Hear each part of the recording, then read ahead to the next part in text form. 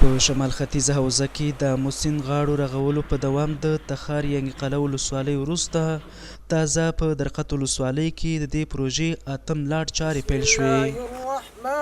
په شمال ختیځ زون کې د آمو سیند د تحکیماتو ریاست مسؤلینو په خبره په دې پروژې 15 میلیونه افغانۍ لګښت راځي چې د هیواد د اوبو انرژۍ وزارت لخوا تمویلیږي او په 11 میاشتو کې به یې چارې بشپړې شي.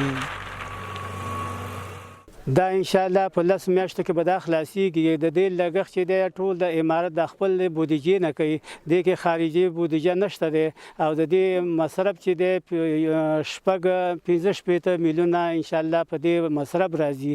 این پروژه به طول 1 کیلومتر تحکیمات می باشه که شامل گبنکاری است، دکه است به خاطر جلوگیری از تخریبات و اینا. اطمینان ورکو ټول شرکتونو ته چې هیڅ یو امنیتي مشکلات دلته موږ نه لرو، نه کوم تهدید لرو. په ډاډه زړه دې راځي خپلو کارو ته ادامه ورکړي.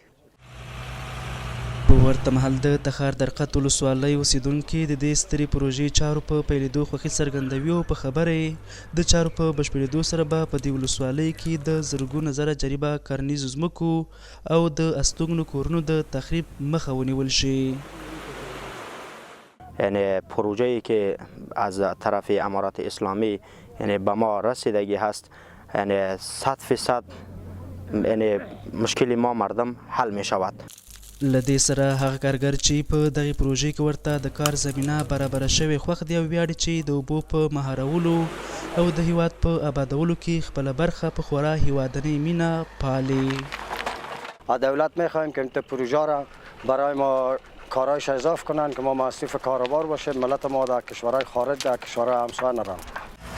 د تخار ولایت په درقد ولسوالۍ کې د آمو سیند د غاړو رغولو چارې داسې مهال پیل شو چې تر دې وړاندې د دغه ولایت په ینګي قلعه ولسوالۍ کې د دغه پروژې ولاټه بشپړ او د دغه سپان سیند د تخریب مخه نیول شوې ده.